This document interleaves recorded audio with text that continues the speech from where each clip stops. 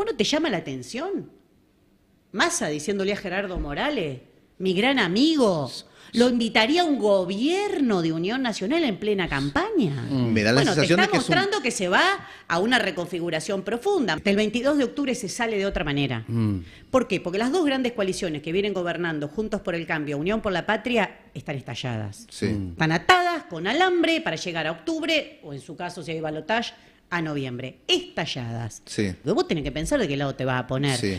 Mi lugar es mostrar que no todo se derechizó, que se derechizó la dirigencia política porque tiene que aplicar un ajuste, y cuando vos tenés que aplicar el ajuste al fondo, muchas alternativas, ente progresista, no te quedan más allá de las promesas de campaña, el camino es el del fondo, por eso el presupuesto que presentó Massa para el 2024 es un presupuesto típico de ajuste, alineado con el FMI, donde te dibuja la inflación, lo mismo que el anterior. Entonces vos tenés que elegir de qué lado te ponés. Y yo creo que como salgamos parados, todos los que tengamos otros valores, otros principios importantes, porque esto que estás viendo ahora no va a existir más. Sí. No solo porque surgió Milei, sino porque los otros dos también están estallados y se va a una reconfiguración. Entonces yo no voy a bajar la cabeza por nada, no voy a hacer concesiones. A mí me parece terrible lo que reconoció Bernie en un extremo y en el otro extremo Juan Grabois, de que el Frente Renovador de Massa les armó la lista en la provincia de Buenos Aires a La Libertad Avanza. A mí me parecen cosas terribles. Yo no voy a conceder que eso es lo que tenemos para ofrecerle a los pibes y a las pibas de este país. Porque le dicen, si gana Milei vas a perder todo. El pibe se da vuelta y dice, ¿qué es todo? ¿Me van a sacar la bicicleta? No se puede vivir tan desconectado de lo que pasa. Te digo, yo estoy participando activamente, acompañando a muchas mujeres que están peleando por tierra, por tener un techo para vivir. Si vos vieras las condiciones, Sí. y ocupan un terrenito, van una noche, porque mirá, ese terreno está vacío hace 20 años. Ah, no, acá vamos a hacer un country. Y viene Bernie con la topadora, como hizo en Guernica, y desaloja para hacer un country. Sí. Y vos vas y le decís, no, pero Bernie es el mal menor, porque no nos olvidemos que va colgado también la lista. Mirá, yo lo aprendí muy bien en la primera elección que viví Sí. como militante política, que fue la de la Rúa en el 99. Yo empezaba a militar, ya estaba militando en derechos humanos, había que votar a De la Rúa porque si no le hacías el juego al menemismo, que si no queda Menem, queda... Sí. A los 2 días de asumir, 2 muertos, represión del gobierno de la Rúa. Termina su gobierno con una masacre Sí. en el Sí, 2001. sí. ¿Eso era el mal menor? Entonces, es todo el tiempo... Si vos sos de derecha, te dicen votar a la derecha. Sí. Sí. Pero al que tiene valores de izquierda, tiene valores progresistas, tiene valores feministas, tiene valores solidarios, siempre Sí. le toca votar otra cosa. Sí. Nunca ese... porque si vota lo que cree que tiene que votar, es un traidor intergaláctico. Bueno, eso hay que romperlo, esa lógica del mal menor. Alguna vez hay que empezar a mostrar que los que estamos de este lado, las que estamos de este lado, somos muchos. Sí. Que no queremos que se siga ajustando los jubilados para pagarle al Fondo Monetario. ¿Cómo lo expresás eso? Si siempre vos sos el encargado de evitar que Sí. gane otro. Lo que hay en la Argentina de la mano del Fondo Monetario es un ajuste brutal. Sí. Y si no, explícame por qué el candidato es Sergio Massa. Sergio Massa, dicho explícitamente, venía a cubrir el ala derecha. ¿Y por qué termina quedando Massa al final del embudo? Porque el mensaje político que estás dando es de derechización, que las políticas que vas a tomar no van a ser de izquierda. Massa ayer diciendo, mi amigo Gerardo Morales, Sergio Massa, que lo llamó un gobierno de unidad nacional, vas a enfrentar a la derecha. Entonces contémosle la costilla a la izquierda, hagamos todo lo que quiera, pero primero explícame cómo vas a enfrentar a la derecha con Gerardo Morales, porque yo la verdad no lo entiendo. Un tipo que manda a reprimir y dice, apunten a la cara, sáquenle los ojos a la gente. Sí. Un tipo que reformó la Constitución al solo efecto de echar a las comunidades originarias de sus territorios, porque él quiere avanzar con el negocio litio y me dejan de joder todos estos tipos acá arriba, no sé qué quieren. No tiene la menor idea lo que significa llegar a fin de mes, lo que significa alquilar o lo que significa tus hijos en la escuela pública. No, Sí. no, la ven re lejos, ¿viste? Y apenas empiezan a ascender un poco en su carrera política, dejan el departamentito en Almagro, se van a vivir un barrio cerrado, olvídate, Ya ahí no, está. ahí no viste nunca más nada, lo que ves a tu alrededor no tiene que ver Claro. con la vida real. Creo que es lo que más orgullo me da, poder vivir como cualquiera, ir Claro. al supermercado como cualquiera, ir a hacer las compras y que el de la despensa te haga el mismo comentario que le hace, Claro. che, viste el azúcar cómo subió, y sí, vos cómo la ves, te dice todo el mundo. Pero poder vivir como cualquiera, caminar por la calle, a mí me parece que eso es importantísimo. Si uno piensa la desconexión que Sí. tiene la dirigencia política actual con lo que vive la sociedad, explica muchas veces la desconexión en el discurso, en lo que se Sí. dice, en lo que se hace. ¿Cómo puede estar diciendo? Bueno, sí, porque no tiene idea de lo que está diciendo. Sí. En el debate de la semana que viene, el de la semana próxima, solo va a haber ahí 5 candidatos y candidatas Sí. Y nosotros la única candidatura de izquierda, o no solo de izquierda, la única candidatura que cuestiona la atadura al Fondo Monetario, la única candidatura que dice que las mujeres no tenemos por qué seguir esperando por nuestros derechos, la única que está en contra de que para que haya comida en los comedores tengan que salir a manifestarse porque si no ni comida hay. Es decir, la única que representamos un conjunto de ideas, de valores que no son solo los de la izquierda, sino me parece de un sector bastante más amplio de la sociedad. Yo quiero que lo único que quede claro es que hay que construir otra cosa. Que hay que construir otra cosa, que si no esta decadencia es infinita y yo lo que no quiero es esta decadencia. Es romántico, es divino, pero algo sucede. No es romántico. No es romántico, porque si las mujeres hubiésemos pensado así, no tendríamos el derecho al aborto. Si yo como militante de derechos humanos hubiese pensado, hubiese pensado que es romántico, déjame terminar, que es romántico que se pueden anular una ley, hoy no estarían anuladas la obediencia de vida, punto final. Porque ¿sabes qué nos decían? ¿Anular una ley? Jamás en la Argentina se anula una ley. ¿Cómo al milico que tiene la obediencia debida y que la ley penal dice que él está libre y que obedeció orden, cómo le vas a anular una ley? Y dijimos, no nos vamos a acostumbrar. Y mirá que la peleamos, Tuvo el punto final primero, la obediencia debida, los indultos, y se consiguió. En la calle, peleándola y no bajando las banderas. Entonces, lo peor es la resignación. Pero no para los que estamos un poquito más grandecitos. Lo peor es meterle esa idea a la juventud desde ahora. Que tenés 18 años y te tenés que resignar a trabajar sin aguinaldo, a trabajar sin vacaciones. Que el primer empleo siempre es un empleo precarizado. Pasé por el trabajo no registrado, pasé por todo para poder estudiar, hasta pinté paredes. Pero yo no quiero ese destino para la juventud de nuestro país. Hoy cualquier pibe que tiene que buscar un laburo sabe que empieza precarizado. Hoy todo el empleo que se está creando en su mayoría monotributo. ¿Qué significa monotributo? Que vos pagás para trabajar. ¿Por qué hay que naturalizar eso? ¿Por qué tengo que bajar la cabeza todo el tiempo? Yo quiero, desde el lugar que ocupo, decir, basta muchachos, ¿saben por qué? Porque cediendo todo el tiempo a la derecha, naturalizando a Estados Unidos, naturalizando las relaciones carnales, como dijo algún ministro argentino, gana la derecha. ¿Pero qué te pasa a vos? Crece la derecha, porque con esa lógica creció la derecha. Si no, ¿por qué creció tanto la derecha? Porque hubo mucha resistencia, porque enfrentamos al fondo. No, creció la derecha porque se va corriendo todo un poquito, y va cediendo, y va cediendo. Milei no es que actúa solo, Milei actúa sobre límites que otros corrieron antes. Milei no es el que esconde la agenda de las mujeres. Ahora, hubo otros que empezaron, ¿por qué? Primero hay que solucionar el problema económico, después vienen los derechos de las mujeres, después viene Milei, que canaliza toda la reacción patriarcal y se lleva todo ese voto. Ojo, no actúa en el aire. Cuando vos elegís que el tema de discusión económica sea dolarización, lo estás entronando a Milei, le estás dando el bastón de mariscal a Milei. ¿Por qué no discutimos las 6 horas de trabajo que propone la izquierda? Ahora, ¿no te parece que giraría distinta la discusión política si discutiéramos cómo los trabajadores y trabajadoras de este país tienen trabajo genuino y no dolarización? O sea, al resto les conviene que la agenda se derechice. Pero el tema, por ejemplo, no pagarle a la deuda externa, ¿no? No es algo que picó tanto. El FMI contradictoriamente tiene altísimo rechazo en nuestro país. Este ajuste que estamos viviendo ahora es el vermú, porque como te digo, los pagos grandes empiezan fin del año que viene.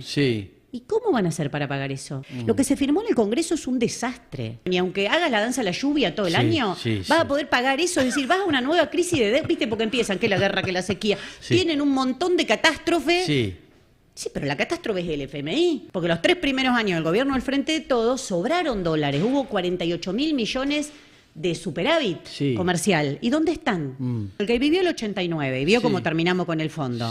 El que vivió el 2001 y ve cómo terminamos con el fondo, como mínimo se agarra los bolsillos cuando le decís Fondo Monetario, ¿no? Sí, más bien toda mi vida tuve eso yo. Hay una campaña de miedo permanente para que vos digas, bueno, no, si no le pagamos al fondo nos van a invadir, se van a quedar con los aviones. Pues en los 90 fue un gobierno totalmente subordinado, el de Carlos Menem, al Fondo Monetario, y te quedaste sin nada. Te quedaste sin YPF, te quedaste sin aerolínea, te quedaste sin... O sea, que se llevaron todo igual. Yo estoy convencida que si cuando se trató el acuerdo con el fondo en marzo del año pasado, hubiésemos sido no solamente la izquierda y algunos movimientos sociales los que estuvimos en la calle, sino todos los que hablan contra el Fondo Monetario hubiesen estado en la calle, hubiese sido bastante distinto lo que ocurría en nuestro país. ¿Algún país hizo eso? No, que desconocimientos soberanos de deudas odiosas, sí, muchísimo. Hasta Estados Unidos lo hizo. Lo que pasa es que acá en Argentina eso no se puede discutir. La deuda es ilegal.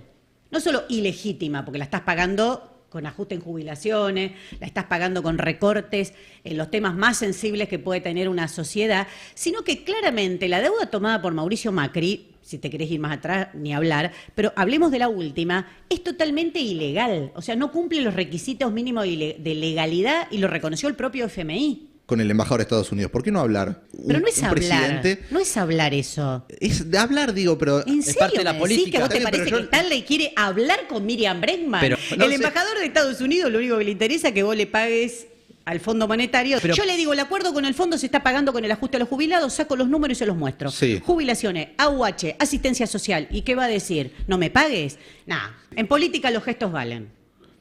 Y la subordinación de nuestro país a Estados Unidos es escandalosa. El otro día vi un video de Sergio Massa contando cómo él es muy amigo y no sé... ¿Cuánto más? ¿Sabés que con ese cuentito Guzmán nos dijo que el FMI esta vez iba a ser bueno? En serio, hay que empezar a pelear Sí, por sí. otra conciencia, basta de que todo, entonces ya le resignamos también a Estados Unidos. ¿Qué nos queda? Es un pensamiento colonial el que nos han metido en la cabeza. Che Guevara decía el imperialismo ni un tantito así.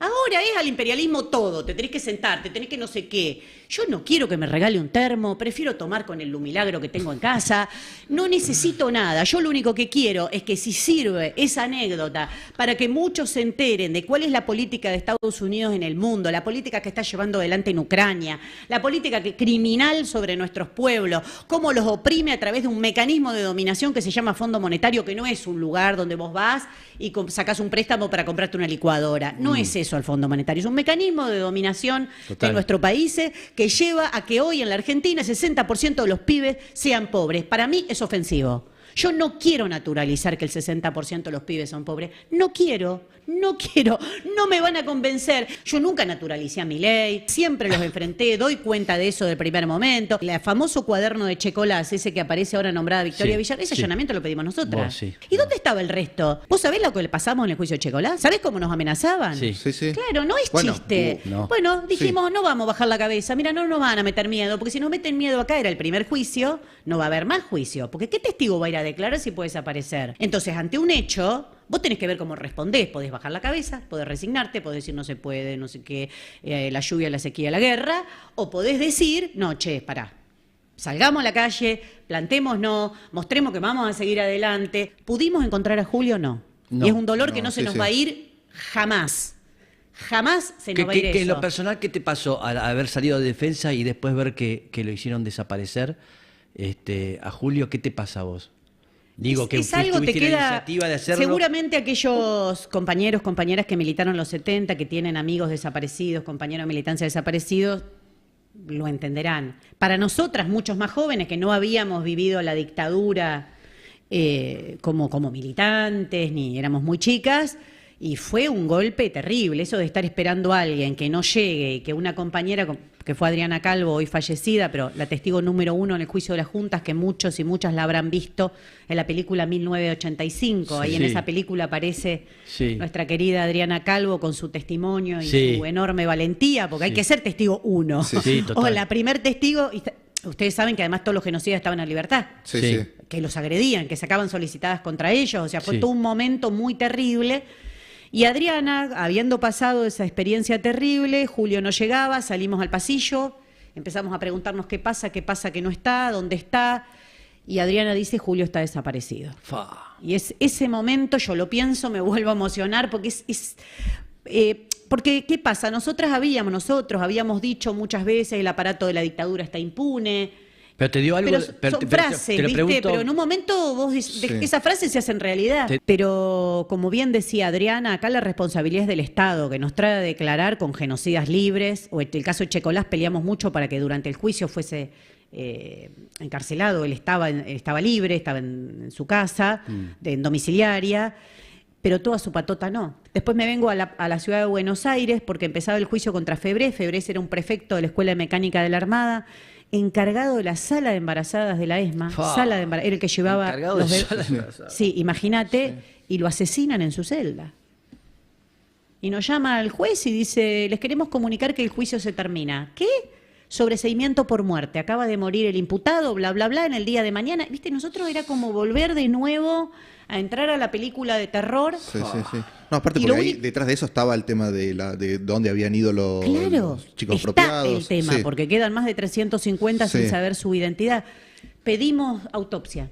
¿Cómo autopsias? Queremos autopsia, queremos autopsia, Claro. queremos autopsia, logramos autopsia, tuvimos que buscar un perito que se anime a meterse en esa causa e ir a la autopsia. Pensá que no, bueno, si voy a ir a una autopsia donde puede saltar que el tigre Acosta y Astiz envenenaron a alguien, no, nadie quiere. No. Y se comprobó que la muerte había sido provocada por la ingesta de cianuro, una cantidad de cianuro terrible. Pensá el mensaje macabro que significa eso, ¿no? Entonces... ¿Que lo mataron o se suicidó? Sí, no, lo mataron. No. Nadie puede consumir a sí mismo una cantidad como la que tenía, está totalmente sinótico, azul, o sea, unas cosas terribles. Pero te digo, las peleas en Argentina siempre han sido así. Acá no hay nada épico, ¿viste? Que no, todas son poniendo el cuerpito, dando pelea. Yo, por supuesto, como dice Mex, uno piensa de atrás para adelante todo, pero creo que con Julio cumplimos lo que más quería él, que era que los juicios no se paralicen, que Checolás terminara sus días en la cárcel, porque él nos decía todo el tiempo, es por los compañeros, es por los compañeros. Él había quedado con esa carga que tiene indefectible todo sobreviviente. Yo sobreviví, el resto quedaron en el campo de concentración, ¿no? Y por eso para mí es tan terrible cuando escucho que se apropian de la palabra libertad, aquellas Sí. que justifican los campos de concentración, que justifican los vuelos de la muerte, Pa.